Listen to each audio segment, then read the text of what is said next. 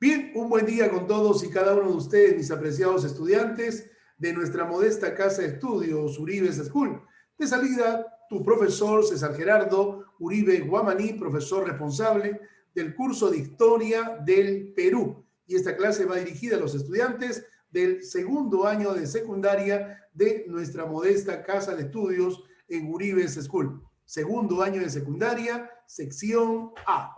Bien, vamos a empezar entonces.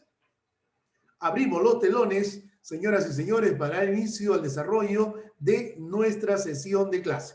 Y el día de hoy vamos a hablar acerca del virreinato en el Perú. Hoy vamos a hablar de un nuevo capítulo en la historia nacional.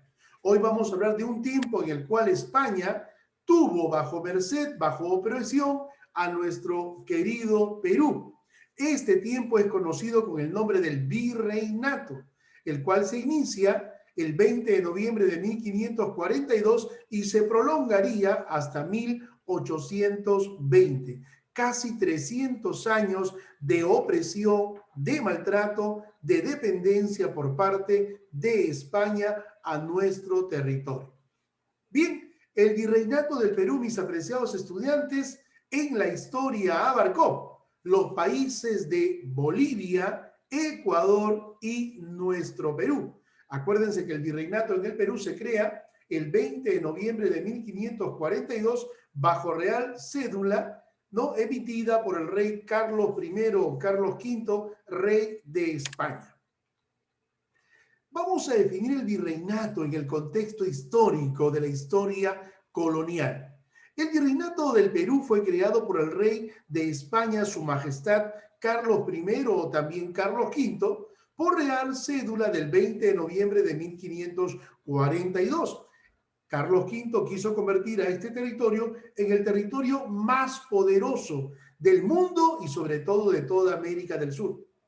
Durante los siglos XV, XVI y XVII existían en toda América dos virreinatos, la del Perú y México, y el territorio del virreinato del Perú va a abarcar casi toda la América del Sur, incluyendo Panamá en América Central, a excepción del territorio del Brasil. Ya estamos hablando que este territorio pues se consagraría como colonia portuguesa. En el contexto histórico, el virreinato del Perú, mis apreciados estudiantes, tuvo como causa principal la guerra entre pizarristas y amalgristas. A consecuencia de la guerra civil por el poder, a consecuencia de ese enfrentamiento de los socios de la invasión, pues nace el virreinato como una alternativa de España. Quiso institucionalizar la España a través de la creación del virreinato en el Perú. Repito, este fue creado por Carlos I o Carlos V, rey perteneciente a la Casa de Habsburgo, por España, bajo real cédula del 20 de noviembre de 1542. Desde 1542 hasta 1820, mi apreciada Adriana Isabel, mira tú, gobernaron en el Perú 40 virreyes. Blasco Núñez de Vela, Antonio de Mendoza, Diego López de Zúñiga, Andrés Hurtado de Mendoza y Francisco de Toledo, el quinto virrey. Y el último de los virreyes, don José de la Serna. Mira tú, ¿cuál fue la finalidad, Camila? ¿Cuál fue la finalidad de la creación del virreinato para Carlos V? Primeramente, establecer la paz. Después de esa controvertida y dilatada guerra civil entre invasores, Su Majestad Carlos V quiso mantener la paz. Dos, convertir a este virreinato en el imperio más poderoso del mundo. Este se ubicó en la parte central y occidental de América del Sur, en el famoso exterritorio del Tahuantinsuyo, y comprendió desde el norte en Panamá hasta la Tierra del Fuego en el sur. Y tuvo como capital nada más y nada menos a la grandiosa ciudad de los reyes. En otras palabras, Lima. Acuérdate, Adriana Isabel, que La ciudad de los reyes, o sea, Lima, va a ser fundada por el mismo Francisco Pizarro el 18 de enero de 1535. Esta se convertiría entonces en la capital del virreinato. Hablemos ahora acerca de su organización política. Dos aspectos importantes, en España y en la ciudad de los reyes, o sea, en la colonia. En España, la máxima autoridad de todo este imperio colonial fue el rey. Miren ustedes, el rey. Sinónimo de rey, César. Sinónimo de rey, zar. Sinónimo de rey, faraón. Sinónimo de rey, su majestad. Miren ustedes, el rey fue la máxima autoridad del imperio colonial. Este gobernaba bajo tres formas de gobierno. Repito, Camila, azul Camila. Este gobernaba bajo tres formas de gobierno. Absoluta. 2, monárquica. Y 3, teocrática. Cuando digo absoluta, Adriana Isabel, cuando digo absoluta, quiero decir que la voluntad del rey se convertía en ley. Nadie podía oponerse ante la orden del rey. Todo lo que él decía era ley y tenía que cumplirse. Nadie podía refutar, nadie podía contradecir, nadie podía hacer caso omiso a lo que el rey decía. Acuérdate tú que en las manos del rey dependía la vida de las personas. Por lo tanto, todos lo obedecían, todos lo respetaban. Pero el rey no gobernaba solo, gobernaba asesorado por el Consejo de Indias o simplemente el Real y Supremo Consejo de Indias. Segunda forma de gobierno, teocrática. El rey se creía un ser superior, superior a los demás. Se creía hijo de un ser superior también, en este caso Dios. Por eso todo el mundo lo respetaba y todo el mundo lo obedecía. Y tenía como propósito, ¿qué cosa? Llevar la santa religión a las nuevas tierras en América. Acuérdate, Camila Gómez, acuérdate, Azul Camila, acuérdate, Fernanda López, que el rey ordenó evangelizar las nuevas tierras en América, hacer que los indígenas de estas nuevas tierras dejen su idolatría y se conviertan en la fe cristiana, en la fe católica. Tercera forma de gobierno. ¿Cuál fue? Monárquica. ¿Qué quiero decir, Mario Sebastián? Que solamente el poder era transmitido de generación en generación. En otras palabras, el rey, miren ustedes, dejaba el poder, dejaba su cargo a su hijo varón, a su hijo consanguíneo varón. Por eso se dice que fue una monarquía en el poder. ¿Correcto? Entonces, las tres formas de gobierno, absoluta, teocrática y monárquica.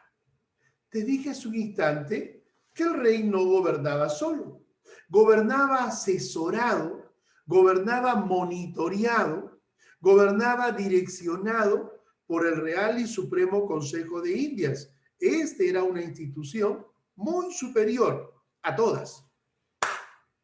Mira tú, tenía un gran poder. Inclusive proponía ante el rey las leyes, proponía ante el rey los cargos, tanto así que el nombramiento del virrey pues lo daba el rey, pero a propuesta, a petición, a evaluación, a selección, nada más y nada menos del Real y Supremo Consejo de Indias. Entonces, profesor, esta institución gozaba de muchas facultades, sí señor. Ahora hablemos qué es lo que acontecía en la colonia. Como el rey no podía estar en su colonia, vivía en España, vivía en su palacio, cómodamente, plácidamente, muy bien atendido, respetado, obedecido, nombraba a su representante en las nuevas tierras de América. Y este representante del rey en las nuevas tierras de América era nada más y nada menos que el virrey. Por esa razón, todo virrey se debía al rey. Por esa razón, todo virrey sabía desde cuándo era virrey, pero no sabía hasta cuándo lo era. ¿Sabes por qué, Adriana Isabel? Porque todo iba a depender de su obediencia, de su buen cargo, de su respeto, de su fidelidad ante las órdenes del rey. Generalmente su gobierno estaba basado en 6 años, pero a veces salía antes o a veces podía durar más. Todo dependería de la buena actitud del virrey ante las órdenes del rey. Y así como el rey no gobernaba solo, gobernaba asesorado por el Real y Supremo Consejo de Indias, el virrey tampoco gobernaba solo. Gobernaba de la mano con la famosa Real Audiencia, donde él era el presidente. Y esta funcionaba con 2 instituciones más, el cabildo y los corregimientos. Si yo le pregunto a Azul Camila, ¿qué fue el cabildo? Ella me responderá, profesor Uribe, son las municipalidades de hoy, a cargo de su autoridad. ¿Quién? El alcalde. Y los corregimientos estaban a cargo de los corregidores. Dicho sea de paso, estos eran los más abusivos en la historia colonial, aquellos que abusaban de los pobres y miserables indígenas. Acá está una pirámide organizacional política, donde resalto 3 instituciones. La primera, ubicamos al rey. La segunda, el Real y Supremo Consejo de Indias. Y la tercera, la Casa de la Contratación de Sevilla. Esta última creada para cuidar, para proteger los intereses económicos de España con sus colonias. Vamos a dar lectura entonces a la facultad que tenía el rey. Y vamos a escucharle a Adriana Isabel que nos lea sobre la facultad que tenía el rey. Vamos, hija, te escucho. Lúcete por 2 puntos. Rey, máxima autoridad en España, supremo mandatario de todas las colonias en América, con poderes absolutos, dar leyes a través de cédulas reales, declarar la guerra, firmar la paz, administrar justicia, acuñar monedas, etc. 2 puntos, por favor, Oscar Emilio, para Diana Isabel. Perfecto. Como dice nuestra compañera, fue la máxima autoridad en España. Fue el supremo mandatario de todas sus colonias en América. Sus poderes eran absolutos, o sea, acá nadie refutaba, nadie contradecía, todos hacían caso. No había oportunidades como ahora. Y la voluntad del rey se daba a través de leyes conocidas con el nombre de cédulas reales. Declaraba la guerra, firmaba la paz, administraba la justicia, o sea, estaba en todo campo el rey.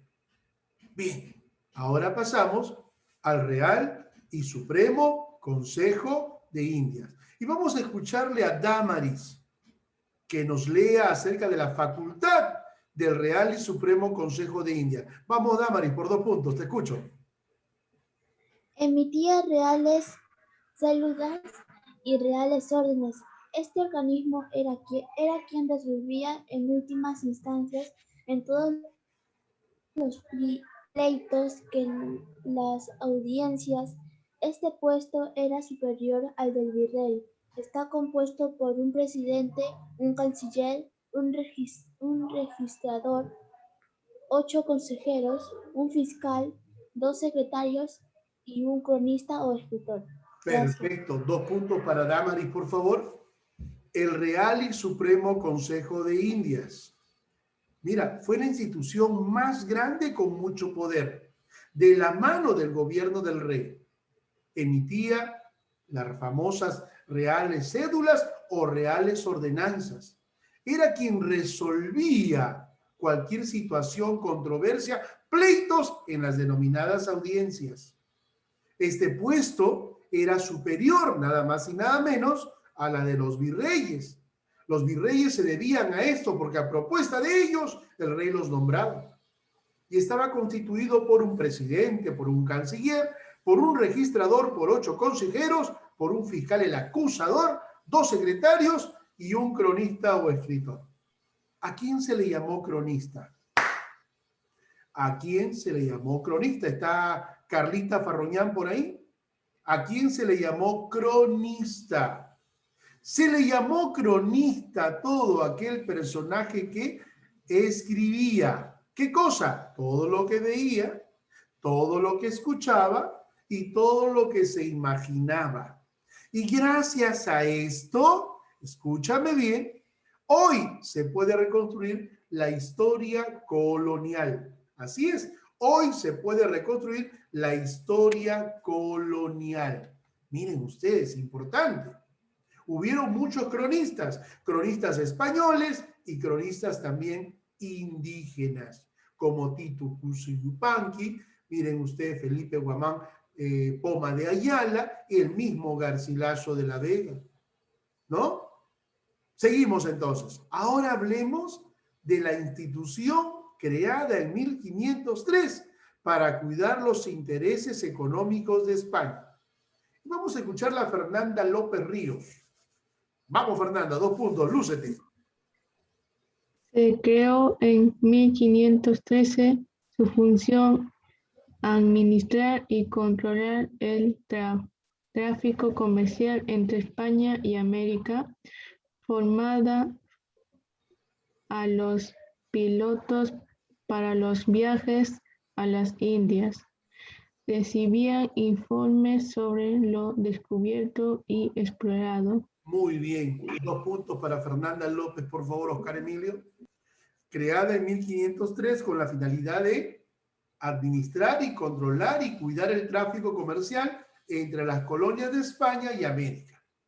España se aseguró la circulación de su comercio a través de la vía marítima y para esto creó puertos principales de tránsito en distintos lugares del mundo. En España, el famoso puerto de Cádiz, donde llegaban las embarcaciones cargadas de mercancías y donde salían también a las colonias. En México, el famoso puerto de Veracruz. En Centroamérica, Panamá, el famoso puerto de Portobelo.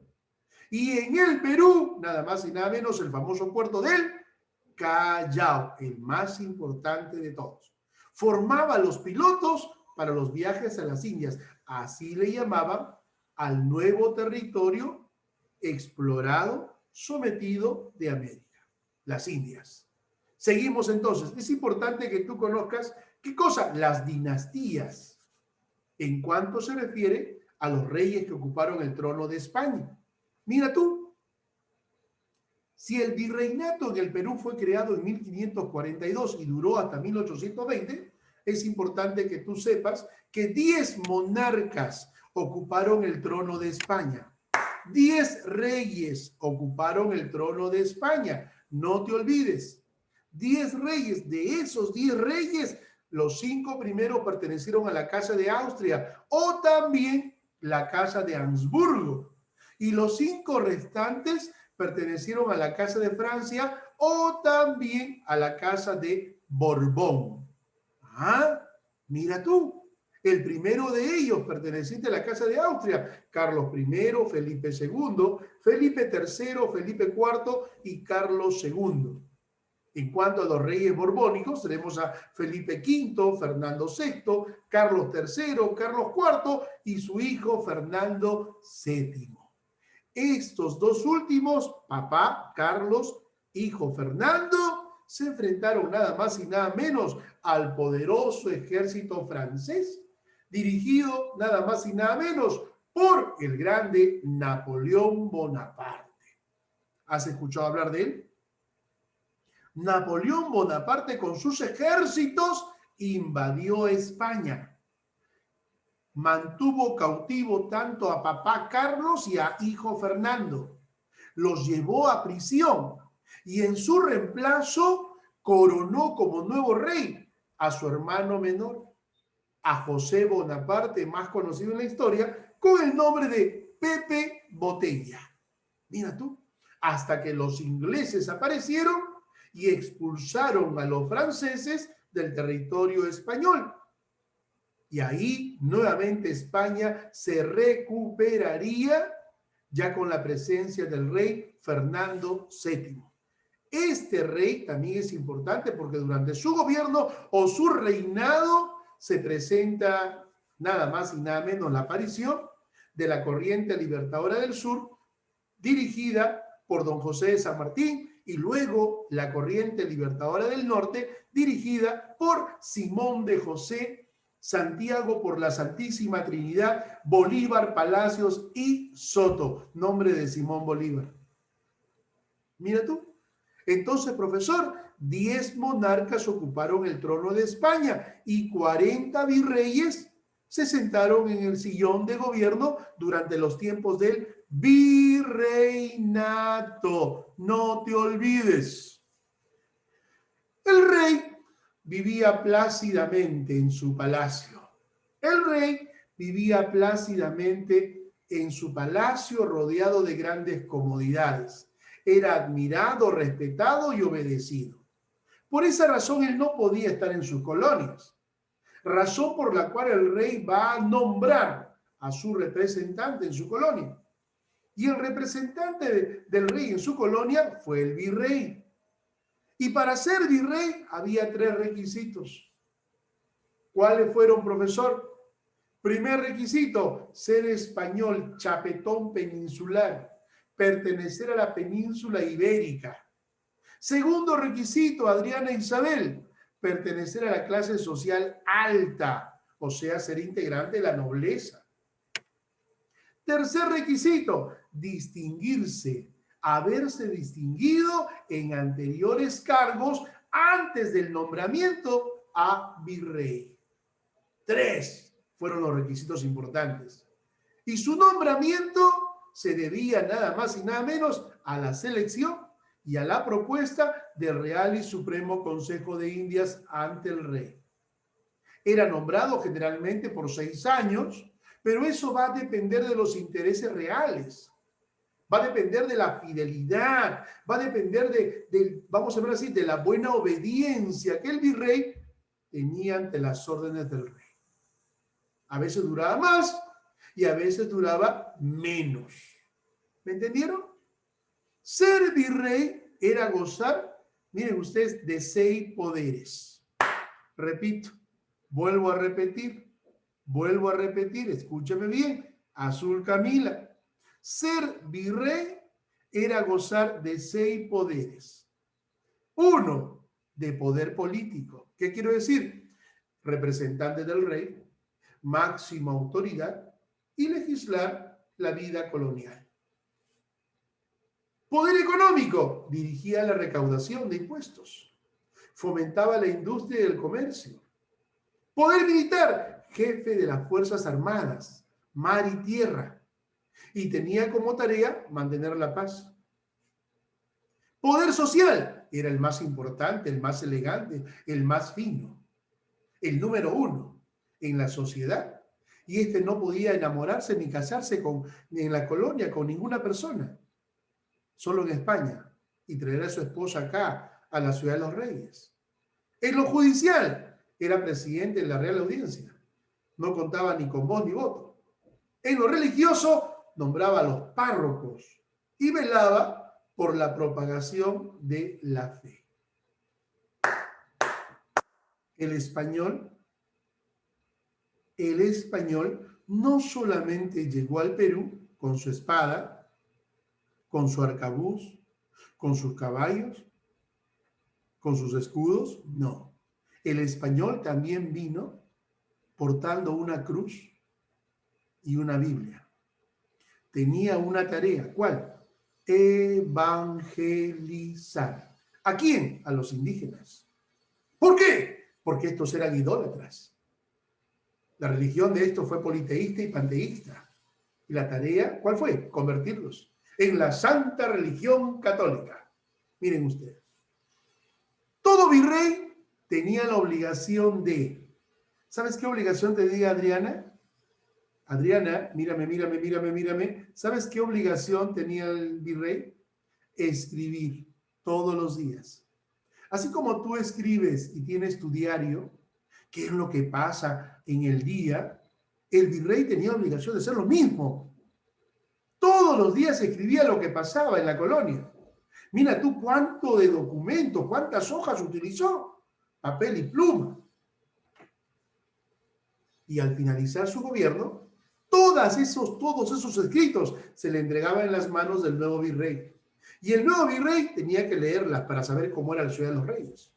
A esos escritos que el rey hacía, o que el virrey hacía, perdón, se le conoce con el nombre de memorias.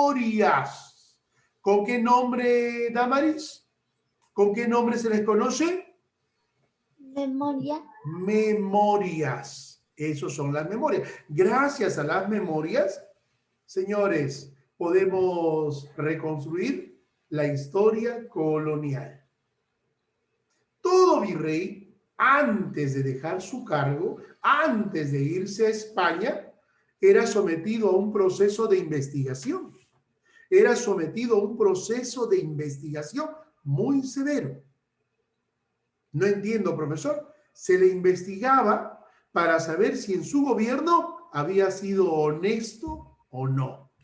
Si había sido honesto, gracias, puedes retirarte a España. Llévate todo lo que tú quieras, todo lo que se te pagó y todo lo que te pudiste comprar. Pero de hallarse culpable, no se iba. Se le confiscaba todos sus bienes y terminaba preso, terminaba en la cárcel. ¿Y cuál era la prisión? Nada más y nada menos, el Real Convictorio, miren ustedes, y, vamos a llamar así, la fortaleza del Real Felipe. ¿Dónde? En el Callao.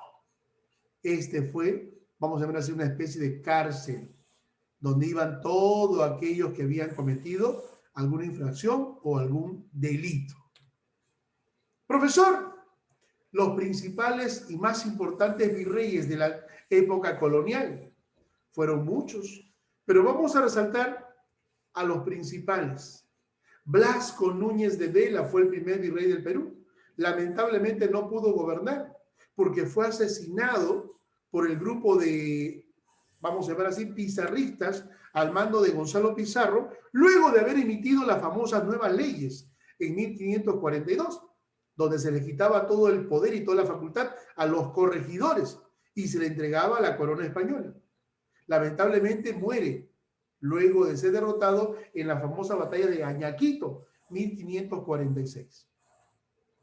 Rápidamente Carlos V envía desde México al segundo virrey del Perú, Antonio de Mendoza. Otro virrey importante, el más importante de todos, Francisco de Toledo. A se le considera como el verdadero organizador del imperio colonial. Estableció el tributo indígena, reglamentó el trabajo indígena, creó las reducciones, organizó la Real Audiencia, se enfrentó a la resistencia de Vilcabamba ejecutando a Túpac Amaru I, trajo el Tribunal del Santo Oficio a la Inquisición y sobre todo también, durante su gobierno, se crea la primera Casa Superior de Estudio, la Universidad de San Marcos. Hoy, Universidad Decana del Perú y Decana de América. Otro personaje importante, Adriana e Isabel, fue Pedro Fernández de Castro, virrey, conocido con el nombre de Conde de Lemus. José Antonio de Mendoza, Marqués de Villagarcía. José Antonio Manso de Velasco, conocido con el nombre de el Conde de Superunda. Manuel Amati Jr., señor escandalizó la ciudad de los reyes, perdió la cabeza por una mujer, una mestiza de nombre Micaela Villegas. Le dio todo, le entregó todo. Le mandó a construir a ella la Plaza de Toros de Hacho, la Alameda Descalzos, el Paseo de Aguas. Y luego se entera, Adriana, que les era infiel. Se molestó y le dijo, eres una perra chola. Suena duro. Ya Ricardo Palma, en sus tradiciones peruanas, Y en la web de mi tiempo cambia el término de perrachola por perricholi. Y se le conoce con el nombre de la perricholi. Micaela Villegas. Terminó preso el virrey. Dicen que mandó a bañar en oro y plata un carruaje para pasear con ella. Despilfarró el dinero de la colonia. Mira tú. Luego tenemos a Agustín de Jáuregui, aquel que enfrentó a José Gabriel Condorcanqui, Tupac Amaru, Cacique, Tungazuca, Surimana y Pampamarca. ¿Se recuerdan ustedes? Luego tenemos al virrey Francisco Gil de Taboada, conocido como el famoso conde de Lemus, a Fernando de Abascal y Sousa, marqués de la Concordia, y al último de los virreyes, nada más y nada menos, a José de la Serna. Miren ustedes, y acá tenemos las instituciones locales, en el virreinato, el virrey, las audiencias, los corregimientos, las intendencias y finalmente los cabildos. Los corregimientos estaban a cargo de los corregidores, los hombres más odiados, más repudiados y más abusivos, porque no solamente explotaban, depredaban, sino estafaban también a los indígenas. Por esa razón, después de la rebelión de José Gabriel Condorcanqui, Tupac Amaru, Cacique, Tungazuca, Surimana y Pampamarca, Carlos III anula los corregimientos y crea las intendencias. Las reduce de 78 a 8 intendencias. Y luego tenemos otra institución. Tenemos a los cabildos. Representaban a las municipalidades de hoy, encargadas del ornato de la ciudad, a cargo de su máxima autoridad, el alcalde.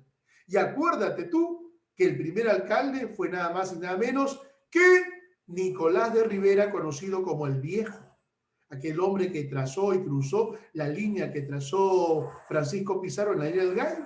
Mira tú. Y ahí está la Real Audiencia y está también los corregimientos, los hombres más odiados, abusivos y repudiados de la historia. Bien, ahí tenemos las clases sociales en la colonia, constituidas por españoles, criollos, mestizos, mulatos y zambos, indios y finalmente negros. Estos eran esclavos que trabajaban en las minas y en las plantaciones. Mis apreciados estudiantes, gracias a todos y cada uno de ustedes. Esta clase, con mucho cariño, para los estudiantes del segundo año de secundaria sección A. Ahora, después de los 10 minutos de receso, usted tiene 40 minutos para trabajar esta práctica, 20 de mayo de 2021. Ahí está tu profesor César Uribe, y están las 10 preguntas para poder responder y me lo envías hoy mismo durante los 40 minutos para yo calificarte y tengas tu calificación correspondiente a la tercera unidad de aprendizaje. Mis apreciados estudiantes, gracias a todos y cada uno de ustedes. Nos estamos viendo en la próxima sesión. Tu profesor César Gerardo Uribe Guamaní, profesor responsable del curso de Historia del Perú. Gracias, Fernanda, Camila. Gracias, Adriana. Gracias. Buen día. Hasta luego, profesor. Gracias. Buen día. Mis apreciados estudiantes, gracias a todos.